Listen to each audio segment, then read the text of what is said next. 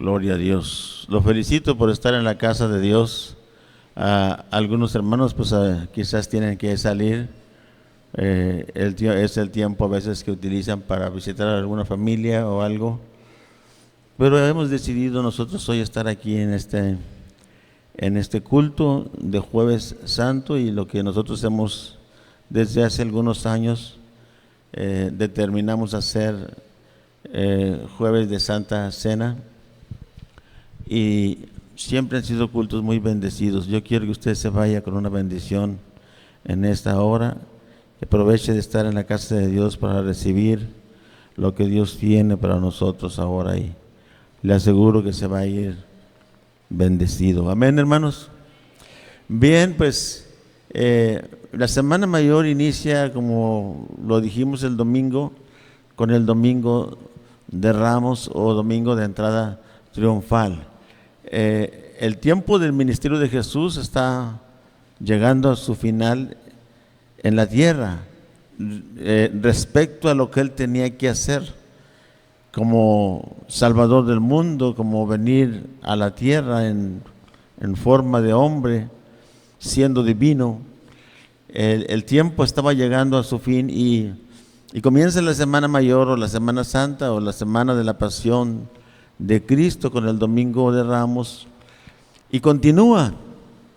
El lunes se le llama lunes de autoridad, porque es el día que el Señor Jesús fue al templo, y quizás Él ya había visto muchas veces lo que hacían en el templo. No era nuevo lo que Él estaba viendo, Él ya lo había visto. ¿Por qué lo dejó para este tiempo? Porque no habría otra vez que Él fuera al templo, ya no habría otra vez. Era la última vez que estaría en el templo. ¿Por qué los otros 3 años lo había permitido? Porque Él sabe lo que Él hace, Él determina lo que Él hace, y como Él sabía que era su última visita al templo, Él demuestra su autoridad, pero sobre todo el celo por la casa de su Padre.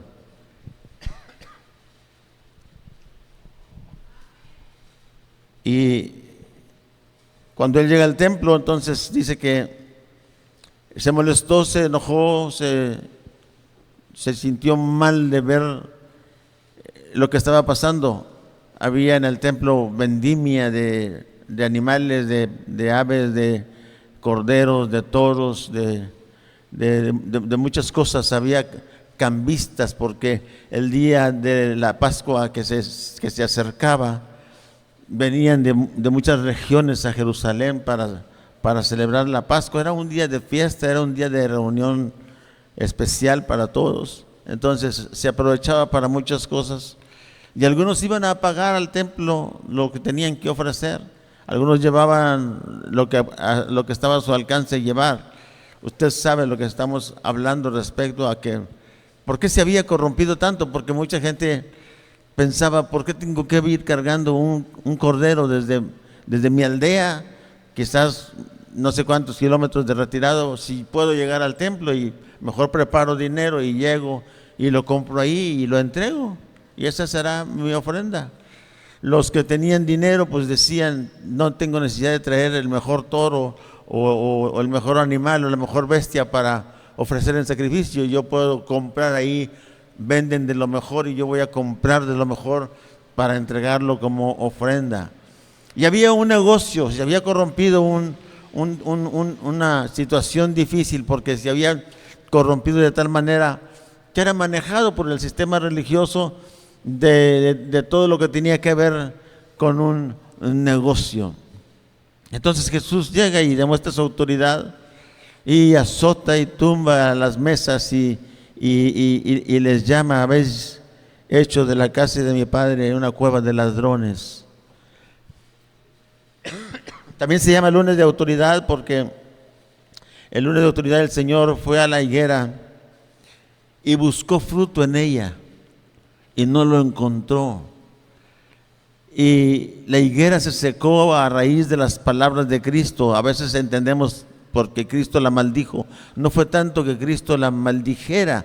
Jesús hizo eso para después enseñarle a los discípulos que todo lo que pidieras al Padre, creyéndolo, lo podrías hacer. Si le dijeras a este monte, quítate de aquí y échate en el mar, lo haría. Por eso él demostró la autoridad que él tenía para decir que la higuera debía de haber tenido fruto y no tenía. Parecía tener fruto, pero solo eran hojas. Es una gran lección lo de la maldición de la higuera. Es una gran lección para la iglesia, y por eso el lunes se llama el lunes de autoridad.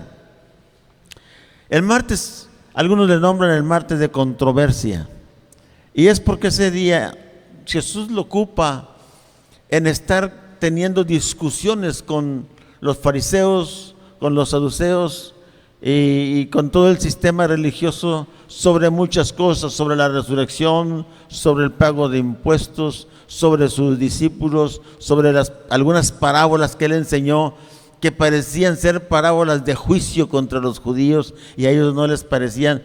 Todo ese día, la mayor parte del día, el Señor tiene una discusión fuerte con los líderes religiosos, y se llama el martes de controversia. El miércoles es miércoles de retiro, porque no se menciona ninguna actividad que Jesús haya hecho. Quizás se retiró con sus discípulos a descansar a un lugar aparte, como solía hacerlo. Y el jueves, como hoy, se menciona como jueves de intimidad, porque tuvo el Señor Jesús en primer lugar un acto íntimo con sus discípulos, con las personas que él decidió escoger para su equipo de trabajo. Y este acto íntimo fue el reunirse en una casa para cenar juntos, pero no era solamente cenar, sino celebrar la Pascua. Era tan íntimo que lo quería hacer con sus discípulos solamente. No fue una reunión con otras personas, aún ni con el dueño de la casa. Era una reunión íntima, privada, con sus más cercanos. Y ahí hay un momento de intimidad con ellos. Y también lo más importante, porque se llama jueves de intimidad, es porque el Señor tiene un momento de intimidad con el Padre, del cual hablaremos un poquito más adelante. Hay algunos más acontecimientos, como la oración sacerdotal de Juan 17, donde el Señor ora al Padre por sus discípulos, y no solamente por sus discípulos, sino hasta por nosotros, porque dice, por los que han de ser salvos a través de estos. Ahí la oración sacerdotal de Jesús al Padre, Él pide que seamos uno, como Él y el Padre son uno. Mire qué oración tan bonita del Señor. Y Él intercede por nosotros. También sucedió el jueves la traición y el arresto de Jesús, la traición de Judas y el arresto de Jesús. Judas con un beso lo entregó. Se retiró de la mesa porque Jesús le dijo, vete a hacer lo que tienes que hacer. Y ahí aconteció esa misma noche que Judas lo entrega con un beso a los fariseos, al ejército romano, porque eran los que acompañaban al grupo religioso de los fariseos y los saduceos. Aconteció también que Pedro corta la oreja de un soldado y Jesús lo sana, le pone otra vez la oreja. Jesús menciona ahí y dice, si yo quisiera o si mi Padre quisiera, Él podría mandar ejércitos de ángeles que me protegieran. No era necesario que Pedro quisiera defenderlo. Pedro sacó la espada y le cortó la oreja a Malco, a un soldado. Y le cortó la oreja pues porque no le atinó, pero Pedro estaba tan molesto por la aprehensión de Jesús que hizo esto. También la misma noche del jueves Jesús es llevado a las autoridades. Primero a la casa de Anás. Anás ya no era el sumo sacerdote. Anás había sido sumo sacerdote. Pero no solamente había sido sumo sacerdote, había sido líder religioso de los judíos. Era una familia que por generación venía trayendo consigo el poder religioso. Ellos decidían quién seguía, ellos nombraban a alguien que siguiera ocupando el puesto de sumo sacerdote. Y Anás ya no era el sumo sacerdote, pero era el suegro de Caifás, quien sí era el sumo sacerdote en el tiempo del que estamos hablando. Ahí en la casa de Anás solamente hay una interrogación preliminar. Anás era influyente en este sistema tan fuerte como era que la religión gobernara al pueblo judío. Ahí se reunió el Sanedrín. El Sanedrín era un concilio de líderes judíos. Y ahí esa noche fue acusado de blasfemia en la casa de Caifás por decir que era el Hijo de Dios. Esa misma noche lo condenan a muerte, pero no lo pueden ejecutar sin la aprobación romana, porque recuerden que los judíos estaban sometidos bajo el gobierno romano. Yo espero que alguien me haya entendido todo esto que estamos mencionando, que pasó la noche del jueves. Hay otro evento que nos enseña mucho, y es la negación de Pedro. Gracias. La negación de Pedro. Pedro niega a Jesús. Pedro había dicho que él amaba al Señor. Jesús le había preguntado 3 veces que si me amas. Y él le dijo que él lo amaba hasta la muerte.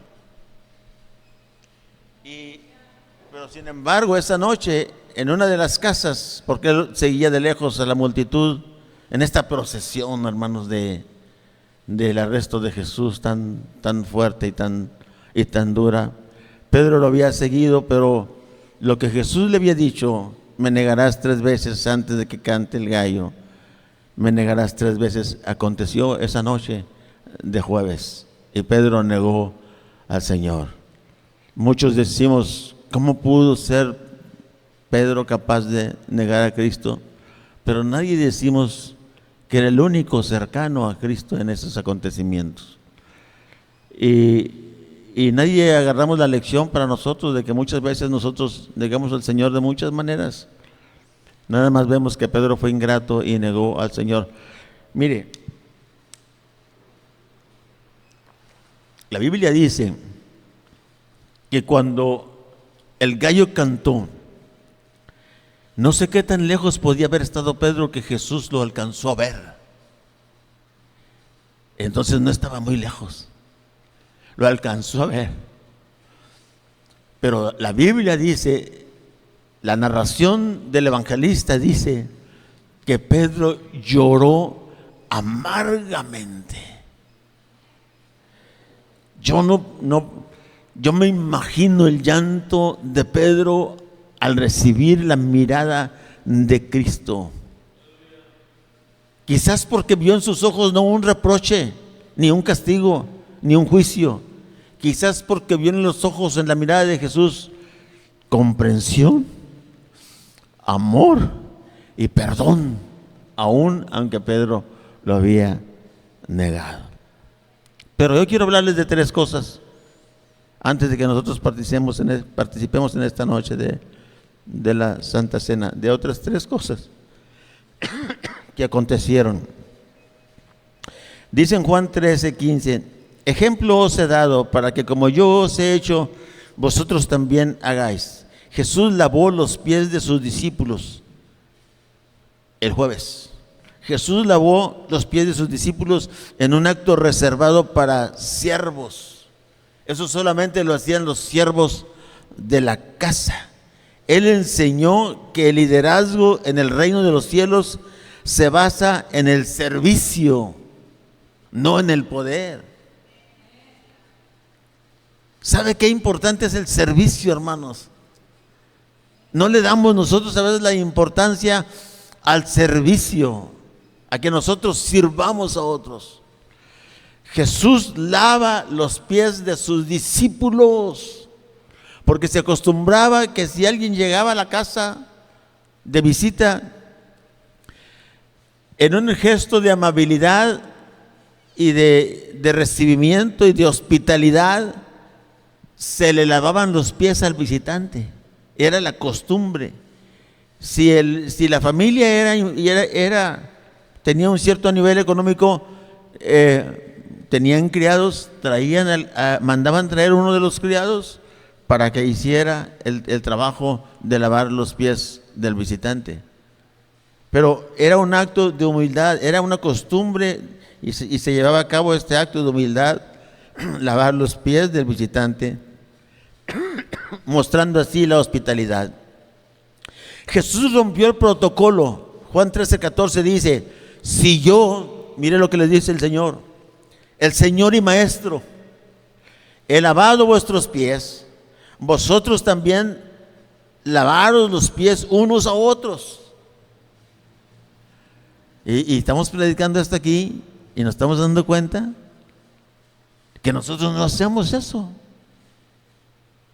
Y si usted cree que nadie lo hace, pues estamos equivocados, porque hay iglesias que dentro de las actividades de Semana Santa, así como nosotros hacemos la celebración de la Cena del Señor, así hay iglesias que hacen el lavatorio de pies, mostrando un acto de humildad y de servicio. He lavado vuestros pies, vosotros también lavaros los pies unos a otros. Nos dejó un ejemplo de humildad. Él, siendo Dios, se humilló a siervo. Por eso Pedro no quería. Cuando le tocó a Pedro, él le dice: yo no puedo permitir que tú me laves los pies. Tú eres mi Señor, tú eres mi Rey, tú eres Dios. Pedro sabía lo que él era y sabía lo que Jesús era, y él no quiere permitir que Jesús le lave los pies. Pero en Juan 13:8 dice: si no te lavare, le dice Jesús, no tendrás parte conmigo. Si no te lavare, no tendrás parte conmigo. Este ejemplo de Jesús es tan importante, hermanos, que la iglesia debería entender lo que es el servicio y lo que es, mire, ahí pasan muchas cosas. El lavado cuando Jesús le dice eso a Pedro le dice: ay, no, Señor, yo sí quiero tener parte contigo. No, si quieres, no solamente me lave los pies, lávame todo. Porque en cuanto oye que si no lo hace, el Señor no le dará parte con él, pero entiende las cosas. No quería, porque el Señor era el Rey de él.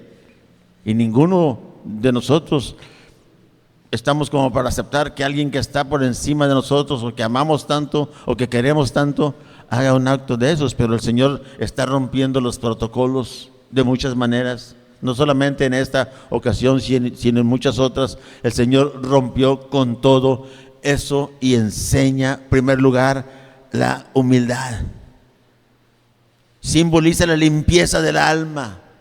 Un evento de lavarnos los pies unos a otros simboliza la limpieza del alma. Algo que solo Cristo puede hacer, pero que nosotros podemos hacerlo como un acto de humildad y de servicio. Y es un llamado al perdón. O sea, tú no puedes lavarle los pies a alguien si no lo perdonas. Por eso es un llamado al perdón. No puedes estar enojado lavando los pies a alguien y enojado con él. No puedes hacerlo. Pues a veces no puedes ni hablarle. No somos a veces capaces ni de vernos cuando tenemos sentimientos con otros o estamos molestos con alguien. No queremos ni vernos. Si entra por una puerta, salimos por la otra. Si se va por un pasillo, nos vamos por el otro. No quiero verlo, estoy sentido, estoy enojado, estoy molesto. Entonces no puede haber dos personas molestas entre sí y se estén lavando los pies. Por eso es un acto de perdón y de servicio. Y no solamente eso, de unidad. De unidad. Cuando hacemos este acto, estamos unidos todos en un amor entrañable, hermanable, en algo que nos une. Se quita todo lo que estorba, se quita a un lado el orgullo, se quita a un lado la codicia, se quita a un lado la envidia, se quitan a un lado los malos pensamientos y entramos en un nivel tan sencillo, tan humilde y llenos de perdón y de amor unos a otros. Segunda cosa, aparte de todas las cosas que les mencioné, la casa. La casa donde se celebró la Pascua o la última cena. Marcos 14:13 dice: entonces envió a 2 de sus discípulos y les dijo: id a la ciudad y os saldrá al encuentro un hombre que lleva un cántaro de agua. Seguidle, y donde entre, decid al señor de la casa: el maestro dice, ¿dónde está el aposento donde he de comer la Pascua con mis discípulos? Y él os mostrará un gran aposento alto, ya dispuesto, preparad para vosotros ahí. Gloria a Dios. Qué lectura tan bonita leemos. Alguien que conocía a Jesús por lo que había oído, quizás no lo había seguido en las caminatas, pero lo respetaba, sabía quién era Jesús. No se menciona su nombre y este hombre se añade a una lista que tengo de personas sin nombre que no son en la Biblia de grande bendición, que nos son para nosotros en la Biblia de grande bendición. Agrego ahora uno más: el dueño de la casa donde se celebró la Santa Cena. Dios puede usar, hermanos, nuestros recursos para cumplir su propósito. No tiene que escribirse el nombre de Él. Pero ¿cuántos cuadros hay?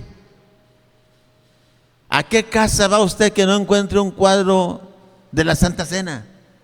Bueno, los cristianos casi no lo tenemos.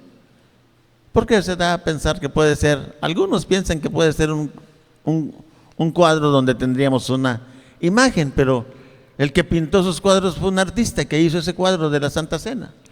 ¿Cuántos cuadros habrá en el mundo? ¿Cuántos artistas tan famosos con un pincel y pintura plasmaron este cuadro de la Santa Cena? ¿O cuántos escultores? ¿O en el mundo entero? ¿Cuántas imágenes de este tipo habrá? ¿Cuántos cuadros de Santa Cena habrá?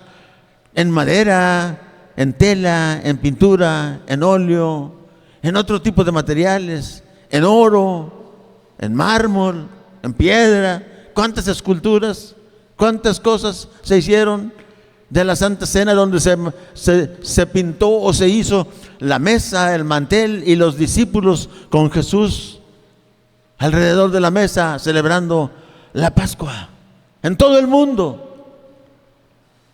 Y el nombre del dueño de la casa nadie lo sabe. Esto indica que no tenemos que ser tan importantes como para que mostrar quiénes somos, qué hicimos, cuánto dimos, qué valemos, qué tenemos, qué simbolizamos.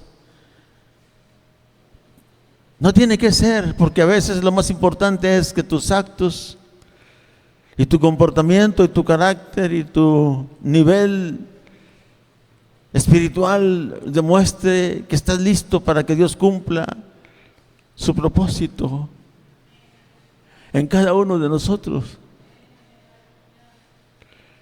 Dios cumplirá su propósito en ti. No importa la edad, no importa el nivel económico, no importa el nivel de educación. Dios puede cumplir su propósito en cada uno de nosotros. ¿Y sabe qué? No tiene que estar nuestro nombre puesto en todas partes. Lo más importante es que el nombre esté escrito en el libro de la vida, y que Dios cumpla su propósito en nosotros. Y no había otra oportunidad. Yo me imagino decir el hombre de la casa: el maestro dice que les preste mi casa.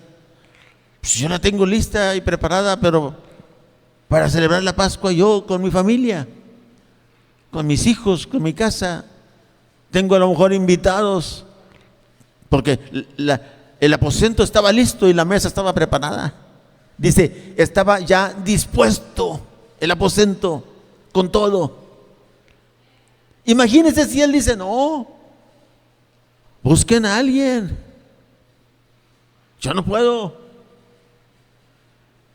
No hubiera habido otra oportunidad.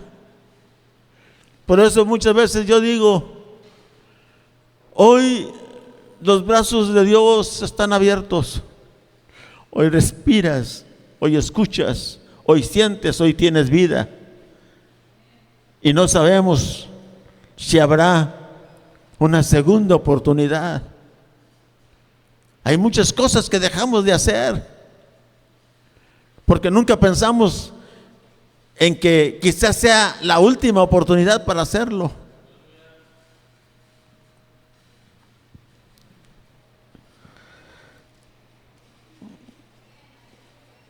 En esa casa se celebró el nuevo pacto.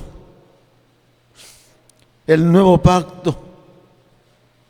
A partir de ahí, la sangre de Jesús derramada, solo eso sería para la remisión de los pecados.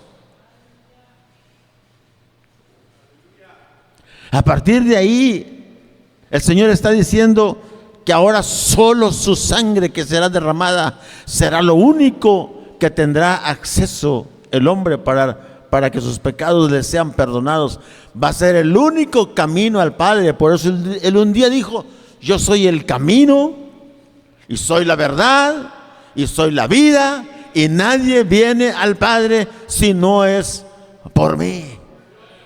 Tenía razón el lunes de autoridad de haber volcado las mesas y de haber espantado a los animales y de haber azotado a quien hubiera azotado, porque eso se iba a terminar. Ya no habría tianguis, ya no habría vendimia, ya no habría mercado, ya no sería necesario, porque todo lo que se hacía hasta ahí terminó con el sacrificio de Jesús en la cruz del Calvario.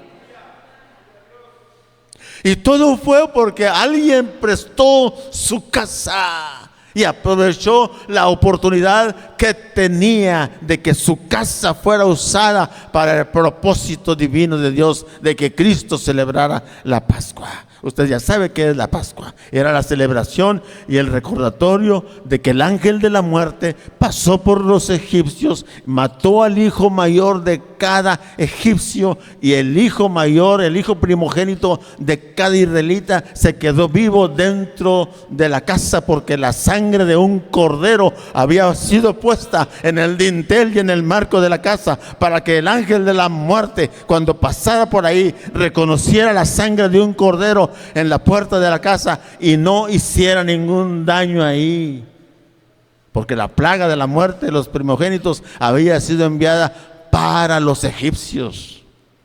Y este era un recordatorio desde ese tiempo hasta ahora. Pero aquí en la Santa Cena, ahí el Señor Jesús termina con todo esto y establece que el nuevo pacto.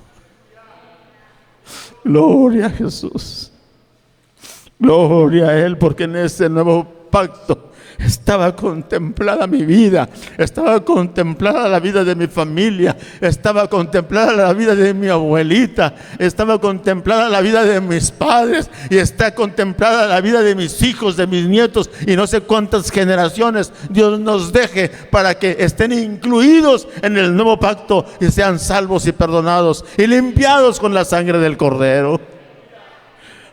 Santo es el Señor. Mateo 26 dice, 26 dice: tomó Jesús el pan y bendijo y lo partió y dio a sus discípulos y dijo: tomad, comed, esto es mi cuerpo. Y tomando la copa y habiendo dado gracias, les dio diciendo: bebed de ella todos, porque esto es mi sangre del nuevo pacto, que por muchos es derramada para remisión de los pecados.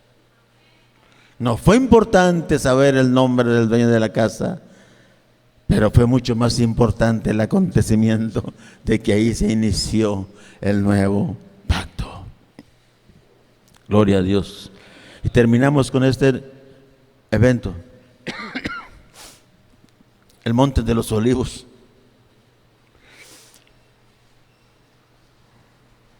¿Cuántos alaban a Jesús?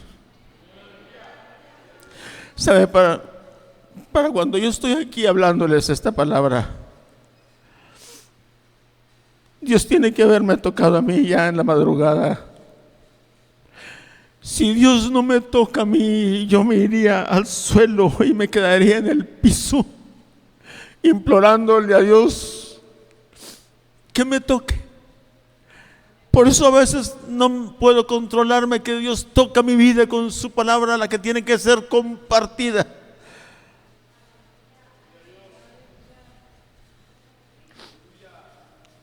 Y mire, el jueves de intimidad dice: y él se apartó, Lucas 22, 41 y 42, y él se apartó de ellos a distancia como de un tiro de piedra, y puesto de rodillas oró diciendo: Padre, si quieres, pasa de mí esta copa, pero no se haga mi voluntad sino la tuya. Y se le apareció un ángel del cielo para fortalecerle. Alabe al Señor.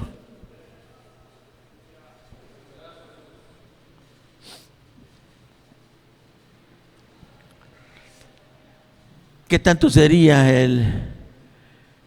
la agonía de Jesús? Porque Él entró en un éxtasis de agonía en el Monte de los Olivos cuando estaba solo.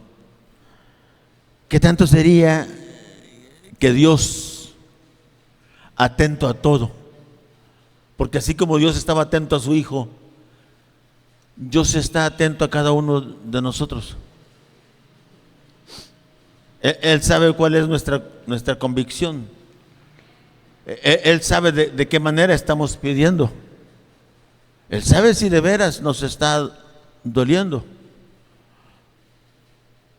Por eso, cuando una madre sufre por un hijo, cuando un padre sufre por un hijo, porque por alguna razón el hijo ha causado dolores a los padres, y cuando los padres sufren por ellos, yo pienso que si esa madre o ese padre sufren tanto por ese hijo, yo estoy seguro que Dios está atento. Está atento. Está esperando ver. Y Él conoce cada uno de nuestros sufrimientos. Él nos conoce hasta lo más profundo, hasta nuestros pensamientos. Y cuando Dios, el Padre, ve a su Hijo en esta agonía, envía un ángel para fortalecerlo. Aleluya. Aleluya. Dios envía ángeles. Si tú creías que no había ángeles, Dios envía ángeles.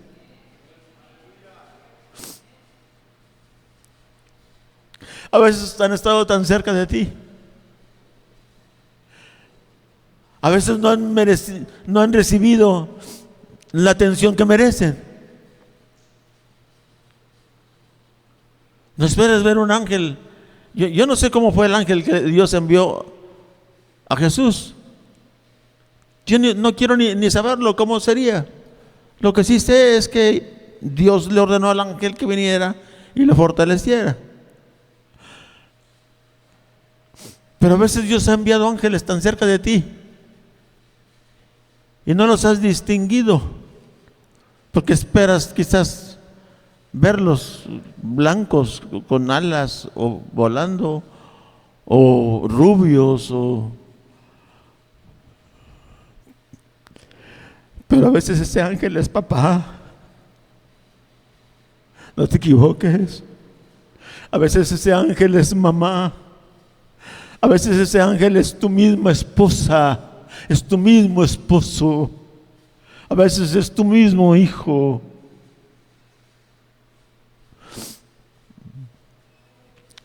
¿Por qué tú crees que le decimos a alguien que sufre el dolor de perder a alguien, le acompaña en tus sentimientos? O le decimos, Dios te dé fortaleza. O le decimos, estoy contigo, te acompaño en tu dolor.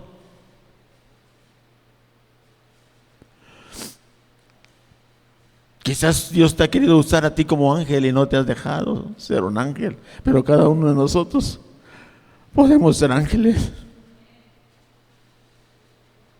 Cada uno de nosotros podemos ser ángeles.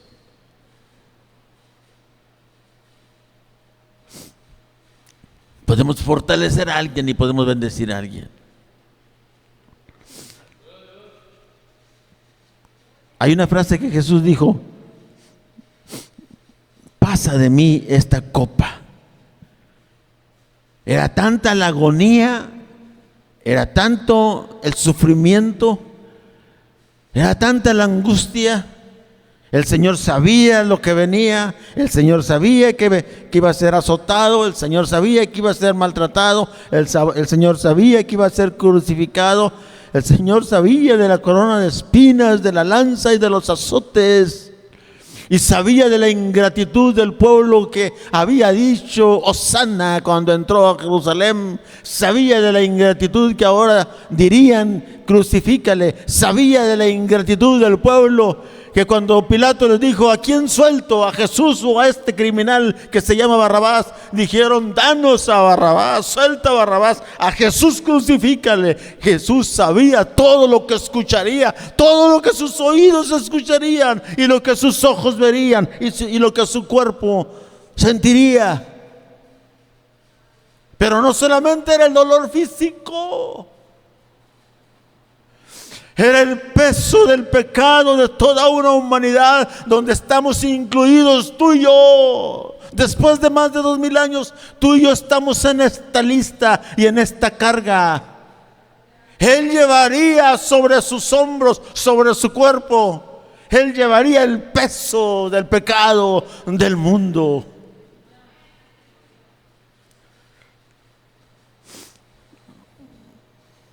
Era la carga espiritual del pecado de toda la humanidad.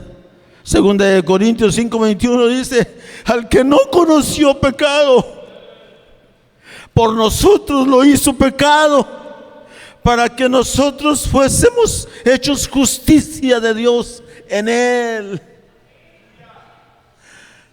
Sí.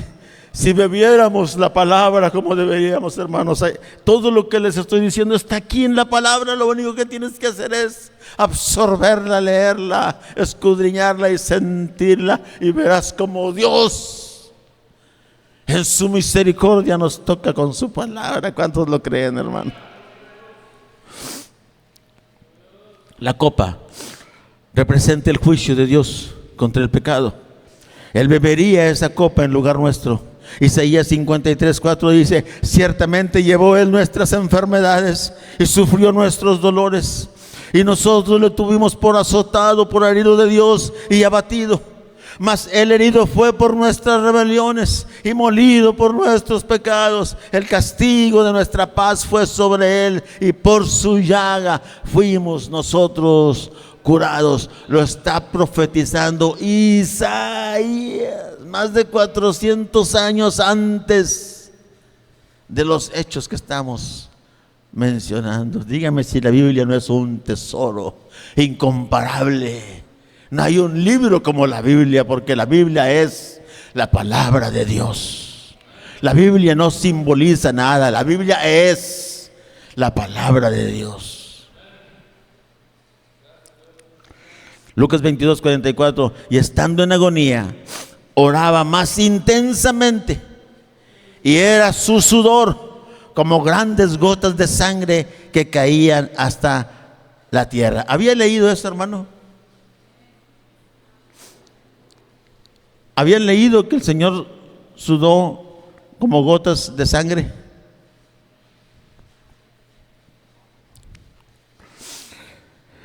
Él sufrió como ser humano, porque recuerde que Juan dice que el Verbo se hizo carne y habitó entre nosotros. El Verbo es la palabra, el Verbo era Dios y se hizo carne y habitó entre nosotros, y vimos su gloria, gloria como la del unigénito del Padre. Jesús, Dios, se hizo carne, se hizo humano, y como humano sufrió una condición real que se llama hematidrosis. Científicamente o medicinalmente se llama hematidrosis. Esto solamente sucede bajo un estrés y una angustia extrema. Se rompen los vasos sanguíneos que alimentan las glándulas sudoríparas y se mezcla la sangre con el sudor. Bajo una situación extrema de agonía y de angustia sucede eso. Por eso dice que su sudor era como grandes gotas de sangre. ¿Por qué estaba sufriendo tanto Cristo? Porque la gran batalla inició ahí, en el Getsemaní, en el monte de los olivos. Inició la gran batalla, la gran guerra espiritual en la que Jesús entregaba su vida por la humanidad. Pero también ahí se ganaba la victoria. Ahí se ganó, ahí se empezó la lucha y ahí se ganó la victoria, porque Jesús pasó la prueba. Cuando Él dijo: pasa de mí esta copa, pero luego recapacita y dice: este es el plan divino de mi Padre y mío. Esta es la única forma, y dice: pero no se haga mi voluntad sino la tuya. Se gana la batalla. Se pasa por esta agonía, pero se gana la batalla. Ahí en la oración de jueves de intimidad como hoy, ahí se ganó la batalla, porque ahí Jesús está decidido a enfrentar todo lo que seguiría. Gloria a Dios. ¿Cuántos alaban al Señor esta noche, hermanos? ¿Cuántos buscaríamos esa intimidad con el Padre? Esa intimidad que nos cueste. Hay un canto que dice: hambre que duele. ¿Cuántos tendríamos una intimidad con Dios que nos costara dolor obtenerla? ¿Cuántos podríamos hacerlo sabiendo que Él es nuestro Salvador? Que los siguientes pasos lo siguiente que aconteció fue ir de Anás a Caifás, a Herodes, a Pilato, y regresar al pretorio y estar siendo azotado. Una procesión en la que todo llevaría a un final, que sería la crucifixión, la muerte de Jesús, la sangre derramada. Es el precio que se pagó por tu salvación y la mía.